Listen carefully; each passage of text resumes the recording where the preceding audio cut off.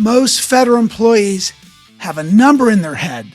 I'm going to retire at 62, at 65. Some of you might even say, I'm out at 58, Charles. I got 33 years of service. But a number is not a plan. Today, we'll show you and we'll talk to you about what an actual written retirement income plan looks like. The Charted Retirement Course. We call it a CRC. And why the ones on paper are the ones that get executed. Welcome back, everybody, to the CD Financial Podcast, CD Financial, where health meets wealth. I'm Marcus C., your host. That man is Chuck D. We appreciate you tuning in. We have a great topic for today, but before we get into it, we want to remind everybody, subscribe to these videos. Great information is put out, and share it generously. They don't have to be a federal employee to benefit from the information that's being shared here, so we want to encourage you all to do that. So we are getting into something today that you hear Chuck refer to all the time. A written income plan. And we're going to go over what that looks like, what does it mean, and what it should mean to you. Chuck, my man, you are looking great today. Are you ready to get into this? Yeah, I'm ready to get into it. All right. You look okay yourself, man. I love it. I love it. I'm feeling good energy from you today. This is a good thing. It's a good day. I had a manager that always says it's a good day to have a good day. So we're just going to lead with that. It's a good day to have a good show. So, all right. If you're ready, my man, I'm going to hit you with the first question. Very basic. What does a written plan actually look like? You might think that's basic, but that's a big fat question, actually. Loaded. A written plan is going to give you your income plan. That's, if you look over my left shoulder, you'll see it's the very first wedge of those 5 wedges. It's right there, the income plan. Because income is everything in retirement, right? In a plan that's written down, right? And you have it to refer to it. A solid plan. This should be something that you're preparing for well before you pull the trigger to retire. You should have it down in writing so you can see it, so you can understand it. In our income plans, there is the number 1 button actually on the software. You click income plan and it shows you right there on income what you're making right now while working. And it will actually have the date with your birth date attached. It'll have your age, the age of years and months when you retire. And if you're married, it'll have your spouse. A lot of spouses don't retire at the same time. And so you need to have those income flows from your salaries, from your businesses, whatever you have. They're going to be right there, visible and calculated in. But then that same income that's down in writing, it's going to have the section for Social Security for both you and if you're married, for your spouse. And it's going to have that sequence too. What is the timing of our Social Security? And that will be taken into consideration because this plan's, Marcus, this has got to last. If you're listening, it may last 20 years. It may last 30 years. It might last 35 years or more. Right. And for some of you, everybody to be in their hundreds, right? Happy and healthy and living well. That would be awesome. Right. Yeah. Yeah. Centenarians. We're all going to mix it up with the Sardinians and the Okinawans to find out what they're doing. Let's do it. The Greeks and the Costa Ricans. Right. Yeah. Okay.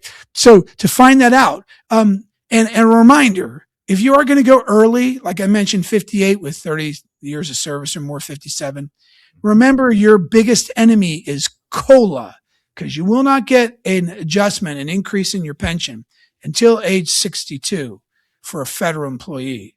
So it's going to have your present income from your employment. It's going to have your Social Security with cost of living adjustments baked in. That's very important that that's there, because what you have right now, what the dollar buys now will not buy the same amount in 15 years. We know that. Yep. But you've got to have that in there because cost of living adjustment is not, it's probably 3.5%, 4%. not what's the historical average of Social Security. I'm going to throw this out there. I think it's around 2.25% to 2.5%. The number that came into my head was 2.5, but yeah, I think so. Yeah, but federal employees only 2%. For FERS, the old system, of course, much better average increase of pension. So your money is going to slowly lose its purchasing power and shrink because your COLAs are not going to keep up with true inflation. We've got to know that and have it in your written retirement income plan. And then finally, there's a section for pensions. Many of you have more than one pension, not just your federal pension. You may have a military pension. You might have a pension from your spouse who worked for somebody else. You might have VA disability. We put it in that pension section. And guess what? We can control the taxes in there. So if you do have a tax-free like VA disability, we can uncheck the federal tax and state. And now you have an accurate beginning. You got the first wedge of that wheel that we use for planning, that income plan. Yep. Oh, so important. There's no retirement without income. Wouldn't you agree, Marcus? Not if you plan to live like you are living now. Just say that, right? You have to have income. You have to have income. Absolutely. Yeah, there's no retirement without income. Nope. Yeah. No, otherwise you got to go back to work. Very good. That's a lot of information, but we're starting to see, right, the importance of writing this stuff down. So let me ask you this, Chuck. What decision do people skip without realizing it? It's what engine to take money from first. Mm-hmm. Most default to pulling from the TSP maybe on day one, or maybe your 401k, the income sequencing, or even your IRA. Mm-hmm. But here's the thing. Money inside of a 401k or TSP, it's commingled. What do I mean by commingled? I don't mean commingled like traditional TSP or 401k money and Roth money. I don't mean that. I mean commingled income that's meant, or money that's meant to create income, and money that's meant to be for growth. That money in any 401k, including TSP. So don't get upset that TSP is weak here. They all are. These deferred, tax deferred retirement accounts, even 403bs, 457s, employee stock ownerships, ESOPs, they're right. You're commingling the money. So taking money from this could be just fine until it isn't. Okay, what I mean by that, Marcus, is if you're, I've said this before, let's say you've got half G money, half C money. So you got half stable money, you got half of the money in the S&P 500. And the S&P 500 drops 20%. Well, your G fund didn't drop, but it sure did pull down by 10%. Yeah. Right? So the whole account went down. And when you go to take money out of it, the money's commingled. So when they withdraw money from it, they're going to withdraw what's called pro rata. What's an easy way to describe that? They're going to take from everything, right? Yep. Yeah. You say, I want blueberries, but your cabinet has blueberries, raspberries, strawberries, and blackberries. Or they're going to say, well, we got to take a little bit from everything because otherwise it's going to rot. So you only wanted blueberries, and now you got all 4 berries. And you're like, I only wanted blueberries. Well, in this case, they're going to take from everything. And you're wait. I only want blueberries. Yeah. The G fund in this scenario is blueberries. And they say, yeah, no, we're going to take raspberries, blackberries, and strawberries too. And that's the C, the S, and the I fund. And if the stock market all went down, well, that's a bad sequence of returns. You don't want to take money out of an asset that just lost money, because to get back from a loss while you're pulling money for income is bad. It's really bad. Okay. You can make your pot of money run out of cash. So you got to take from the stable money. And the way you do that is by separating the assets. We talk about like this building I'm in. What's the bottom of this building? Cement, last I checked. Cement. I like the way you say it. Yeah. Cement, the last you checked. That's right. And your puppy agrees. Yes, right? you heard her say amen. Cement. She said amen. Is that what she said? That's what she said. Amen. Yeah. So if this was like a stock asset, they could go up and down, right, folks? But not something that's stable. Okay. But you can't, I mean, we might be able to use the TSP for stability, but there may be other things that are available in the outside world that could be very good. And we could separate the money so that when you go to money for income, that money for income is stable. It's a source that you can trust. It's solid like the concrete in any building or home. So then you can stack up the walls on something stable. Then you could put the stocks up and the index funds on the roof or what have you, and they're going to look after you, but they don't have to be relied on for income. Mm. So that's a second thing in your written retirement income plan, the charted retirement course. That's what we call our written retirement income plans here. We actually have an acronym. It's CRC, so that you have a course that you're plotted out and you don't get lost. That's why that whale's tail has those navigational lines. You know exactly where you're headed, and you're not wondering if a big rogue wave comes up and throws you off course in retirement, like a market correction or COVID or the president saying he's going to put 100% tariff on China or whatever. Yeah, then you know, right? Then you know, hey, I don't care if the mortgage-backed securities or something went crazy. Your plan is in place, right? Yep. It's solid. Yeah. You got to have it down in writing. Yeah. Eat the blueberries, but keep the raspberries separate. And now I want a blueberry smoothie. All right. That's right. Yeah. Third question. How does a written income plan account for taxes? Well, if it accounts for taxes, you as a future retiree don't end up giving away more of your nest egg than you wanted to. Most retirees know they need an income plan, but many don't realize taxes could be one of their biggest expenses in retirement. I mean, that's goofy, isn't it? But we've talked about this before. I mean, you might be in a 22%, 8% state. That's high, but here in Cali, that's possible quickly. But let's say for easy math, you got 30% in combined taxes, right? Mm-hmm. And let's just start there. Especially, let's just start there, and we're going to come back to that in another bullet point here. But let's say you're pulling out 10 grand. Mm-hmm. You're only going to net 7 grand. What do you mean? Charles, what happened? Well, what happened was taxes took over on you, right? So you need to have that considered, right? A lot of you, when you get your annual leave, you realize what that is, right? They might withhold anywhere from 20 to 25% in taxes. You're like, whoa, what happened? What happened was federal taxes kicked in, right? Yeah. It's your first year of retirement, your 10th year of retirement, then all of a sudden you hit this thing called, in your 70s, required minimum distributions. They're called RMDs. Look, don't let it frighten you, these wording or the acronyms. You're required to take a minimum out. That's why it's called a distribution. You distribute to yourself, but why do they make you do it? They want their money. They want their money. They want their taxes. That's right. So that you have to distribute the minimum required. Just switch the order of words, right? Required minimum distribution. They want you to distribute the minimum required, and they want their taxes. So why don't you deal with it? Because if you don't make a plan for your tax deferred money, your retirement savings account, your TSP, 401k, IRAs, guess who will make a plan for you? Your loving Uncle Sam. He loves to make plans for you.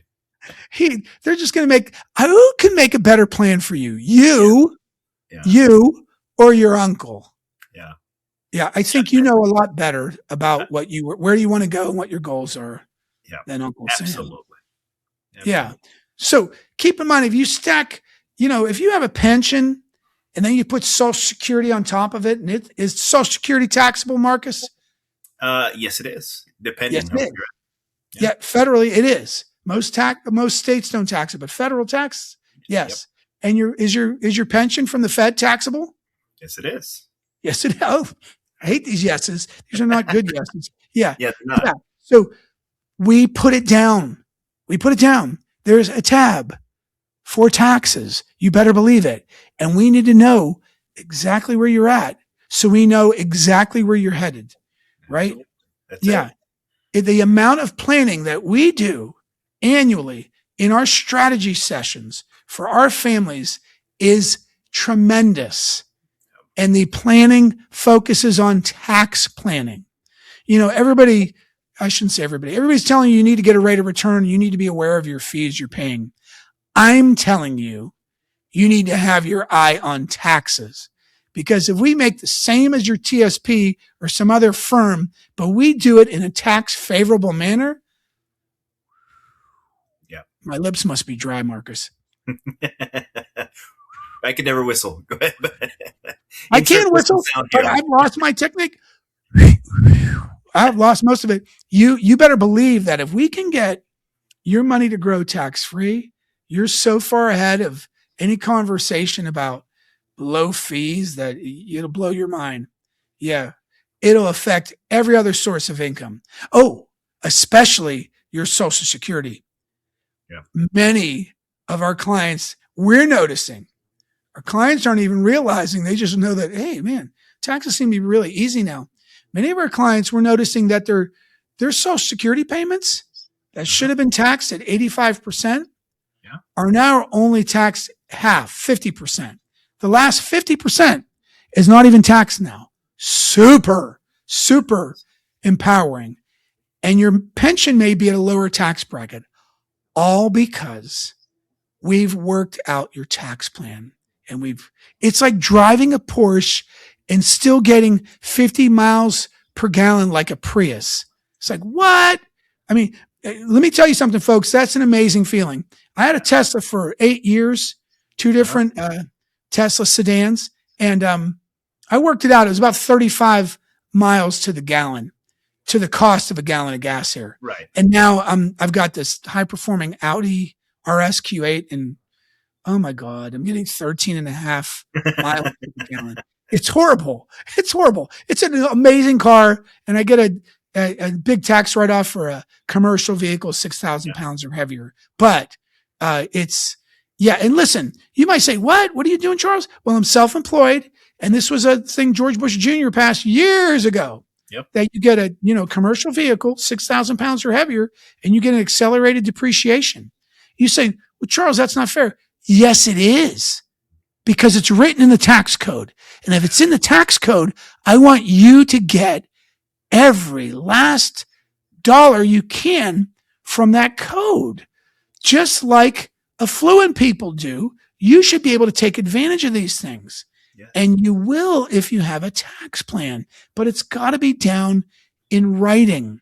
Know that I want you to take advantage of these things and that you're doing the right thing, like all the folks in Washington, D.C. do. I mean, you're doing the right thing, and I want you to get it, okay? So you have to have it down in writing, and it's going to be in a chartered retirement course every time. All right. It's good stuff. And honestly, folks, a lot of people don't realize this. The IRS expects tax preparers to look for all those little things like what you just mentioned with the commercial vehicle.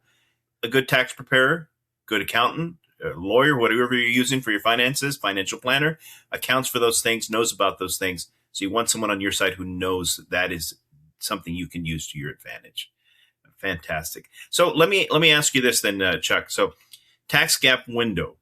Why does that tax gap window keep coming up? Okay, I'll ask it this way. Okay. Are we in? Folks, I want you to answer this. Marcus, don't answer it. I want them to hear it and digest it. Then you can answer it, because he's been doing this for a while with me, folks. Multiple years now. Are we in historically high or low tax brackets? Are we in historically high or low tax brackets? Now, I asked this to a room this week, and guess what they said? One person, actually the whole room said we're in high tax brackets. And one guy named Tim said we're in low tax brackets.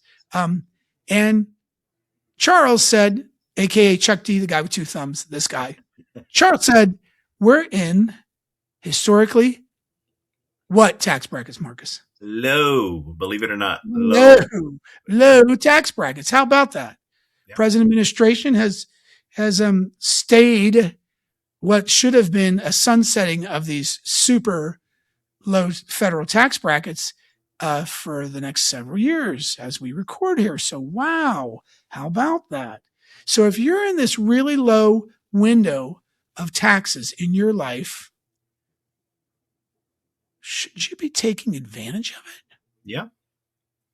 And if you don't, you're going to drift right through it because let me tell you something, 5 years have already drifted past. So take advantage of it now. Map it out. We know it's there. And this is a disappointing thing. Let me say, am I allowed to say majority? Because it's a compliance issue. They could say prove it. But I could say this. A great number of firms do not plan for this because, number one, it's a lot of work that they don't get paid for. Number two, oftentimes when we're doing this tax plan, there's less to go around and they only look at what they're getting compensated for in front of their face, not what the case is, the future of your family in the next 5, 10, 20 years, 30 years, and when you're gone to the next generation. We believe we should treat everybody as fiduciaries. We believe that we should not only act in your best interest, but treat everybody like we would treat family. And I want everybody to be taken care of. My dad, he kept taking phone calls from his clients 15, 20 years after he was done.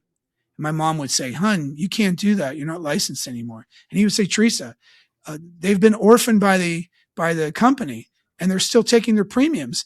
They have nobody to go to. I need to help them." And so that's the mentality. Plus he was very thrifty and so am I. Yeah. You knew the old man. I know.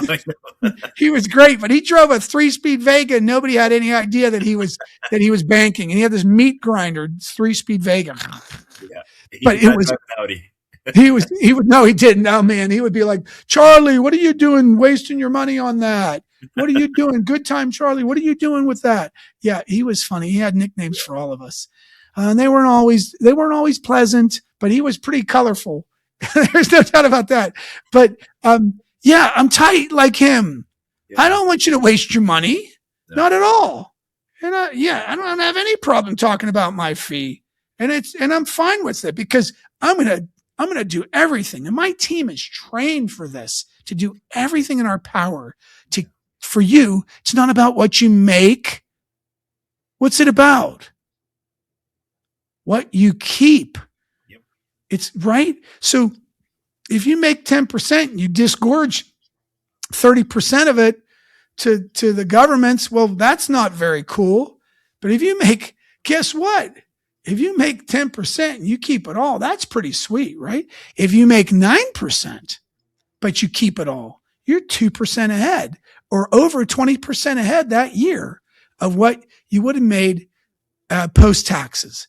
And then you compound that interest on interest. This is what the power of a chartered retirement course does for you.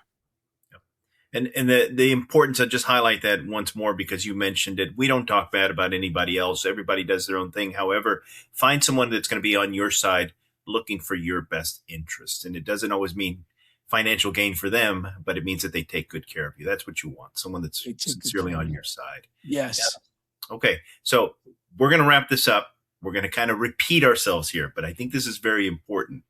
Why does written matter so much? When you have it down in writing, like our chartered retirement course, so you know the course you're on, it's charted out. Yep. And it's for your retirement. Written plans get executed. Mental plans get abandoned under duress or stress. But written plans, you can default back and say, wait, what's the plan? Let's go back there. And oftentimes, if we field phone calls or Zoom calls, and I'll say, you don't have any worries. Let's go back to the plan. Doesn't matter if the stock market goes up or down, or your sequence of returns risk is there. It doesn't matter. So see, there's another amen from your puppy. I apologize for that. That might be the squirrel out there antagonizing. Okay, listen, folks. That sequence of returns risk, that matters. Okay? So I want you to click right here and watch this episode, the sequence of returns risk, and it's going to make everything so much clearer. Thank you for joining us. Marcus, you want to wrap it up? What's your dog's name? Thank you so much, everybody, for being here. Just reiterating, written plans get executed. Get a written plan. Meanwhile, we'll just say thank you for joining us here on the CD Financial Podcast. CD Financial, where health meets wealth. We'll look forward to seeing you next time.